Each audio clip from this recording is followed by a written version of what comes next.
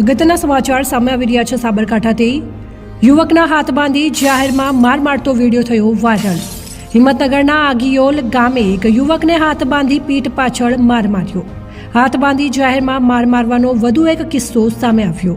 એક મહિલા અને યુવકે દંડો લઈ માર મારતો વિડીયો વાયરલ થયો। માનસિક સ્થિતિ સારી ન હોવાને લઈને યુવકના ઊંચા અવાજથી પરેશાન થયાના આક્ષેપ સાથે મહિલા અને યુવકનું કૃત્ય માર મારી યુવકને મંદિરમાં લઈ જઈ પૂરી રાખ્યો।